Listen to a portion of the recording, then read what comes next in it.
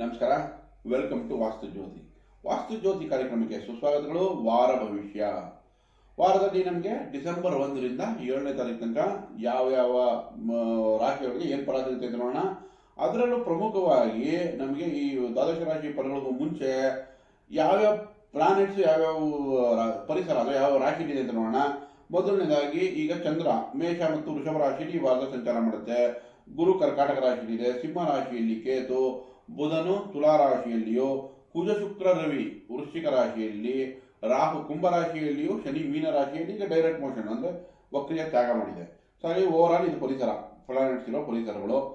ನಂತರ ನಮ್ಗೆ ಇವಾಗ ಈ ವಾರದಲ್ಲಿ ಯಾರನ್ನ ಶುಭ ಕಾರ್ಯ ಮಾಡ್ಕೋಬೇಕು ಅಂತಂದ್ರೆ ಯಾವ ನಕ್ಷತ್ರದವ್ರಿಗೆ ಯಾವ ದಿನ ಮಾಡ್ಕೋಬಹುದು ಅಂತ ನೋಡೋಣ. ಮೊದಲನೇದಾಗಿ ನೋಡಿ, ಡಿಸೆಂಬರ್ 1 ಏಕಾದಶಿ ಬರುತ್ತೆ, ರೇವತಿ ನಕ್ಷತ್ರ. ಸೊ ಅವು ಆ ರೇವತಿ ನಕ್ಷತ್ರಕ್ಕೆ ಯಾವ ನಕ್ಷತ್ರದವರು ಶುಭ ಕಾರ್ಯ ಮಾಡ್ಕೋಬಹುದು? ಅಶ್ವಿನಿ, ಕೃತಿಕಾ, ಮೃಗಶಿರ, ಪುನರ್ವಸು, ಪುಷ್ಯ, ಮಘ, ಉತ್ತರ ಫಾಲ್ಗುಣಿ, ಚಿತ್ತ, ವಿಶಾಖ, ಅನುರಾಧ, ಮೂಲ, ಧನಿಷ್ಠ, ಪೂರ್ವಭಾದ್ರ, ಉತ್ತರ ಭಾದ್ರ ಇವರುಗಳು ನೀವು ಖಂಡಿತ ಶುಭ ಕಾರ್ಯಗಳು ಮಾಡ್ಕೋಬಹುದು. ಇನ್ನು ಡಿಸೆಂಬರ್ 3ನೇ ತಾರೀಕು ಬರುತ್ತೆ, ತ್ರಯೋದಶಿ ಭರಣಿ. ಅಶ್ವಿನಿ, ಕೃತಿಕಾ, ಮೃಗಶಿರ, ಪುನರ್ವಸು, ಆಶ್ಲೇಷ, ಮಘ, ಉತ್ತರ ಫಾಲ್ಗುಣಿ, ಚಿತ್ತ, ವಿಶಾಖ, ಜ್ಯೇಷ್ಠ, ಮೂಲ, ಉತ್ತರಾಷಾಢ, ಧನಿಷ್ಠ, ಪೂರ್ವಭಾದ್ರ, ರೇವತಿ ಈ ನಕ್ಷತ್ರದವರು ಖಂಡಿತ 3ನೇ ತಾರೀಕು ನೀವು ಶುಭ ಕಾರ್ಯಗಳು ಮಾಡ್ಕೋಬಹುದು. ಇನ್ನು ಈ ವಾರದಲ್ಲಿ ಕೊನೆಯ ಬರೋದು ಡಿಸೆಂಬರ್ 7, ಅದು ತೃತೀಯ ಬರುತ್ತೆ, ಪುನರ್ವಸು ನಕ್ಷತ್ರ. ಅವಾಗ ನೀವು ಪುಷ್ಯ, ಮಘ, ಪೂರ್ವ ಫಾಲ್ಗುಣಿ ಉತ್ತರ ಫಾಲ್ಗುಣಿ, ಚಿತ್ತ, ಸ್ವಾತಿ, ಅನುರಾಧ, ಮೂಲ, ಉತ್ತರಾಷಾಢ, ಧನಿಷ್ಠ, ಶತಭಿಷ, ಉತ್ತರ ಭಾದ್ರ, ಅಶ್ವಿನಿ, ಕೃತಿಕಾ, ಮೃಗಶಿರ, ಆರಿದ್ರ ಈ ನಕ್ಷತ್ರದವರು ಖಂಡಿತ ಶುಭ ಕಾರ್ಯಗಳನ್ನು ಮಾಡ್ಕೋಬಹುದು. ಸೊ ನಿಮಗೆ ಈ 3 ದಿನ ಸಿಗುತ್ತೆ ನೋಡಿ. ಧನುರಾಶ ಶುರು ಆಗುತ್ತೆ 16ನೇ ತಾರೀಕು ನಂತರ. ನಿಮಗೆ ಮುಹೂರ್ತ ಭಾಗ ಸಿಗಲ್ಲ, 1 ತಿಂಗಳ ಕಾಲ ಸಂಕ್ರಾಂತಿ ಬರೋ ತನಕ. ಹಾಗಾಗಿ ಈ 3 ದಿನದಲ್ಲಿ ಯಾರನ್ನ ಶುಭ ಕಾರ್ಯ ಮಾಡ್ಕೊಂಡಂಗಿದ್ರೆ ಮಾಡ್ಕೋಬಹುದು, ಒಳ್ಳೆದಾಗಲಿ. ಈ ವಾರದಲ್ಲಿ ಧನುರಾಶಿಯವರಿಗೆ 5-6ರಲ್ಲಿ ಚಂದ್ರ ಸಂಚಾರ. ಸೊ 5-6ರ ಚಂದ್ರ ಸಂಚಾರ ಮಾಡಿದಾಗ ಮೊದಲನೇ 3 ದಿನ ಸ್ವಲ್ಪ ಒತ್ತಡಗಳಿರುತ್ತೆ. 6ನೇ ವಾರ ಅಂತ್ಯದಲ್ಲಿ ಶುಭ ಫಲ ಚಂದ್ರನಿಂದ. ಅಷ್ಟಮಾಧಿಪತಿಯ 6ರಲ್ಲಿ ಸಂಚಾರ ಮಾಡ್ತಿದ್ದಾಗ ಸ್ವಲ್ಪ ಆರೋಗ್ಯದಲ್ಲಿ ಎಚ್ಚರಿಕೆ ವಹಿಸಬೇಕು. ಹಣಕಾಸು ವಿಷಯದಲ್ಲಿ, ಕೆಲಸ ಕಾರ್ಯಗಳ ವಿಷಯದಲ್ಲಿ ಚಂದ್ರ ಉತ್ತಮ ಫಲನ ಕೊಡುತ್ತೆ. ಇನ್ನು ಧನುರಾಶಿಯವರಿಗೆ 3 ಗ್ರಹಗಳು 12ನೇ ಮನೆಯಲ್ಲಿದೆ ಈ ವಾರ, ಕುಜ, ರವಿ ಮತ್ತು ಶುಕ್ರ. ಸೊ ಶುಕ್ರ 12ನೇ ಮನೆಯಲ್ಲಿ ಶುಭ ಕಾರ್ಯಗಳಿಗೆ ಖರ್ಚು ಮಾಡಿಸುತ್ತೆ, ಅಥವಾ ನಿಮ್ಮ ಮನೆಗೋಸ್ಕರ ಅಥವಾ ನಿಮ್ಮ ಲಕ್ಸುರಿ ಖರ್ಚು ಮಾಡಿಸುತ್ತೆ. ಬಟ್ ರವಿ ಕುಜ ಏನಾಗುತ್ತೆ, ರವಿ ಸರ್ಕಾರಕ್ಕೆ ಟ್ಯಾಕ್ಸ್ ಕಟ್ಟು, ಫೈನ್ ಕಟ್ಟು, ಒತ್ತಡಗಳು, ಯಾವುದಾನ ಒಂದು ಲೀಗಲ್ ನೋಟಿಸ್, ಏನೋ ಒಂದು ಹಣಕಾಸು ಖರ್ಚು. ಕುಜ 12ನೇ ಮನೆಯಲ್ಲಿದ್ರೆ ವಾದ ವಿವಾದ, ವಾಗ್ವಾದ, ಪತಿ ಪತ್ನಿಯನ್ನು ಕೊಟ್ಟುಬಿಡುತ್ತೆ. ಅದಕ್ಕೆ ಎಚ್ಚರಿಕೆ ವಹಿಸಬೇಕು. ಬಟ್ ನಮ್ಮ ಲಕ್ಕಿಲಿ ಏನಂದ್ರೆ ಬುಧ 11ಕ್ಕೆ ಬಂತು, ಕರ್ಮಾಧಿಪತಿ 11ಕ್ಕೆ ಬಂದ್ರೆ ಈ ಖರ್ಚುಗಳಿಗೆ ತಲೆನೋವಿನೆಲ್ಲ ಬುಧ ಬ್ಯಾಲೆನ್ಸ್ ಮಾಡಿಬಿಡುತ್ತೆ, ಬುಧ 11ರಲ್ಲಿರೋದ್ರಿಂದ. ಇನ್ನೊಂದು ಅರ್ಥ ಮಾಡ್ಕೋಬೇಕು, 12ನೇ ಮನೆಯಲ್ಲಿ ಯಾವುದೇ ಗ್ರಹ ಬಂದ್ರು ವ್ಯಯನೇ ಮಾಡಬೇಕಂತಿಲ್ಲ. ಇವಾಗ ನೀವು ಹಾಸ್ಪಿಟಲ್ ಕೆಲಸ ಮಾಡ್ತೀರಾ, ಇಂಪೋರ್ಟ್ ಎಕ್ಸ್ಪೋರ್ಟ್ ಮಾಡ್ತೀರಾ, 12ನೇ ಮನೆಯದೇ ಕೆಲಸ ಮಾಡ್ತಾ ಇದ್ರೆ ನಿಮ್ಗೆ ಅದರಿಂದ ಲಾಭ ಬರುವಂಥದ್ದು ಚಾನ್ಸ್ ಇದೆ. ಸೊ ಬರೀ ವ್ಯಯ ಆಗುತ್ತೆ ಅಂತೇನಿಲ್ಲ. ನೀವು 12ನೇ ಮನೆಯದೇ ಕೆಲಸ ಮಾಡ್ತಿದ್ರೆ, ಈಗ 8-12ನೇ ಮನೆ ಅದೇ ಕೆಲಸ ಮಾಡ್ತಿದ್ದೀರಾ ಅನ್ಕೊಳ್ಳಿ, ಕನ್ಸಲ್ಟೆನ್ಸಿ ಮಾಡ್ಬೋದು, ಫಿಸಿಷಿಯನ್ನು ಅಥವಾ ಸರ್ಜನ್ಸು, ಅಡ್ವೊಕೇಟ್ಸು, ಜ್ಯೋತಿಷ್ಯ ಮಾಡೋರು, ಇವರೆಲ್ಲ 8-12ರದ್ದೇ ಕೆಲಸ ಮಾಡ್ತಿರ್ತಾರೆ, ಹಾಸ್ಪಿಟಲ್ ಕೆಲಸ ಮಾಡೋರು. ಸೊ ಅವ್ರಗಳಿಗೆಲ್ಲ ಈ ಜನರೆಲ್ಲ 12ನೇ ಮನೆ ವ್ಯಯ ಅನ್ನೋಕ್ಕಾಗಲ್ಲ, ಅವಾಗ ಅವ್ರಿಗೆ ಲಾಭನೂ ಬರುವಂಥ ಚಾನ್ಸ್ ಇರುತ್ತೆ. ಸೊ ಓವರಾಲ್ ಆಗಿ ಧನುರಾಶಿ ಅವ್ರಿಗೆ ನೋಡಿ, ಶನಿ 4ನೇ ಮನೆಯಲ್ಲಿ ಸಕ್ರಿಯ ಆಯಿತು. ಸೊ ಅದಕ್ಕೆ ಶನಿ ಶಾಂತಿ ಈ ವಾರದಲ್ಲಿ ಅಗತ್ಯ. ಯಾಕಂದರೆ ಈ ವಾರದಿಂದನೇ ಸ್ಟಾರ್ಟ್ ಆಗಿರೋದ್ರಿಂದ ಶನಿಗೋಸ್ಕರ ನೀವು ರಾಮರಕ್ಷಾ ಸ್ತೋತ್ರಗಳು ಹೇಳ್ಕೊಂಡು ಸ್ಟಾರ್ಟ್ ಮಾಡಿ. ಶ್ರೀರಾಮ ರಾಮ ರಾಮೇತಿ ರಮೇ ರಾಮೇ ಮನೋರಮೇ ಸಹಸ್ರನಾಮ ತತ್ತುಲ್ಯಂ ಶ್ರೀರಾಮನಾಮ ವರಾನನೆ ಇದರಿಂದ ಖಂಡಿತ ಅನುಕೂಲಗಳಾಗುತ್ತೆ. ನಂತರ 3ನೇ ಮನೆ ರಾಹು ಒಳ್ಳೆ ಫಲನೇ ಕೊಡುತ್ತೆ. ಓವರಾಲ್ ಆಗಿ ತಗೊಂಡ್ರೆ ಧನುರಾಶಿಗೆ ಮಿಶ್ರ ಫಲ. 12ರಲ್ಲಿ 3 ಗ್ರಹ ಇರೋದ್ರಿಂದ ಖರ್ಚು ಸ್ವಲ್ಪ ಜಾಸ್ತಿ ಆಗುತ್ತೆ, ಆರೋಗ್ಯದ ಕಡೆ ಗಮನ ಕೊಡಿ. ಮಕರ ರಾಶಿಯವರಿಗೆ 4 ಮತ್ತು 5ರಲ್ಲಿ ಚಂದ್ರ ಸಂಚಾರ. ಸೊ ಈ ವಾರ ಪೂರ್ತಿ ಏನಾದರೂ ಒತ್ತಡಗಳಿರುತ್ತೆ. ಸೊ ಹಾಗಾಗಿ ಚಂದ್ರ ಶಾಂತಿ ಆಗುತ್ತೆ. ಈ ವಾರದಲ್ಲಿ ಪಂಚಾಕ್ಷರಿ ಮಂತ್ರಗಳು, ಓಂ ನಮಃ ಶಿವಾಯ ಹೇಳ್ಕೊಳ್ಳಿ, ಜಲಾಭಿಷೇಕ ಶಿವಂಗ್ ಮಾಡಿ, ಬಿಲ್ವಾರ್ಚನೆ ಶಿವಂಗ್ ಮಾಡಿ. ಸೊ ಹಾಗಾಗಿರೋದ್ರಿಂದ ಈ ವಾರದಲ್ಲಿ ಚಂದ್ರ ಶಾಂತಿ ಅಗತ್ಯ. ತಾಯಿ ಹೇಳಿದ ಮಾತು ಕೇಳಿ ತಾಯಿಗೆ ಸೇವೆ ಮಾಡೋದ್ರಿಂದ ಚಂದ್ರ ಶಾಂತಿ ಆಗುತ್ತೆ. ಮಕರ ರಾಶಿಯವರಿಗೆ ನೆಕ್ಸ್ಟು 11ರಲ್ಲಿ 3 ಗ್ರಹಗಳು. ಸೊ ಹಾಗಾಗಿ ಲಾಭ ಹೆಚ್ಚು, ಮೆಟೀರಿಯಲ್, ಹಣಕಾಸು, ದುಡ್ಡು, ವ್ಯಾಪಾರ, ವ್ಯವಹಾರ ಎಲ್ಲದಕ್ಕೂ. ಕರ್ಮಸ್ಥಾನದಲ್ಲಿ ಬುಧ ಇದೆ, ಅದು ತುಂಬ ಒಳ್ಳೆ ಅನುಕೂಲ ಮಾಡ್ಕೊಳುತ್ತೆ. ಶುಕ್ರನು ನಿಮಗೆ ಕರ್ಮಾಧಿಪತಿ 10ನೇ ಮನೆ ಅಧಿಪತಿ 11ರಲ್ಲಿ ಇರೋದ್ರಿಂದ ಲಾಭಗಳು ಜಾಸ್ತಿನೇ ಇದೆ.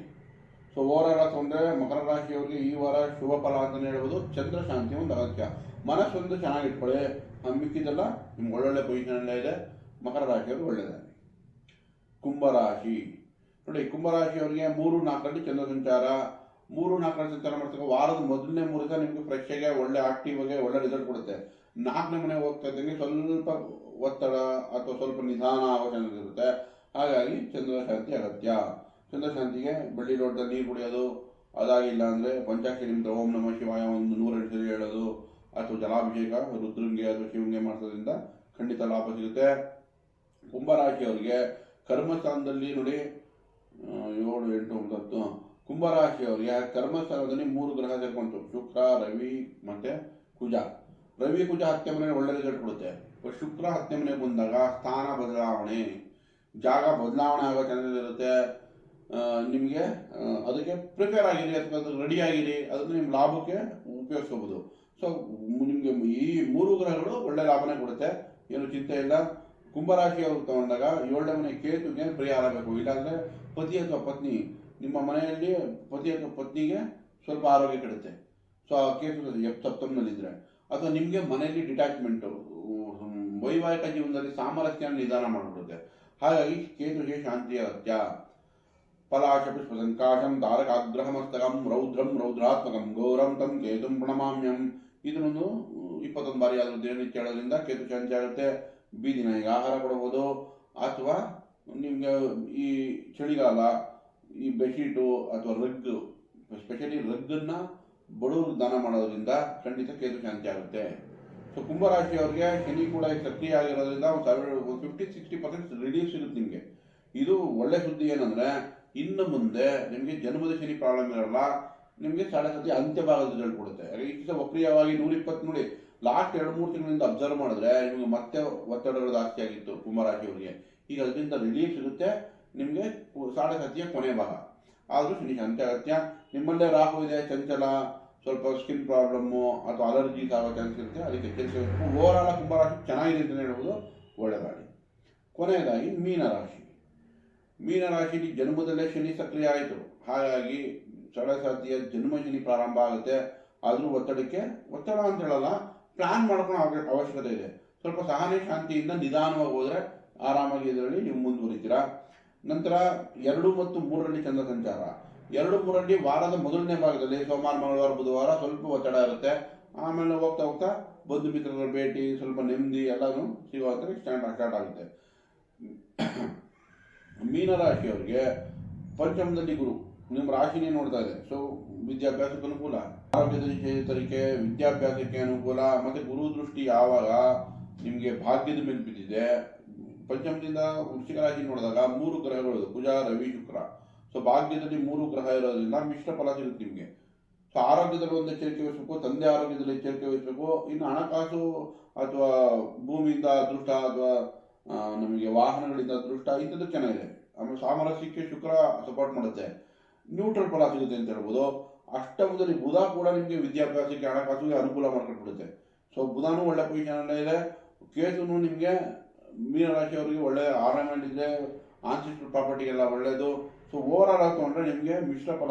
ಈ ವಾರದಲ್ಲಿ ಮೀನರಾಶಿಯವರಿಗೆ ಶನಿ ಸಕ್ರಿಯ ಆಗಿರೋದ್ರಿಂದ ಎಚ್ಚರಿಕೆ ವಹಿಸಬೇಕು.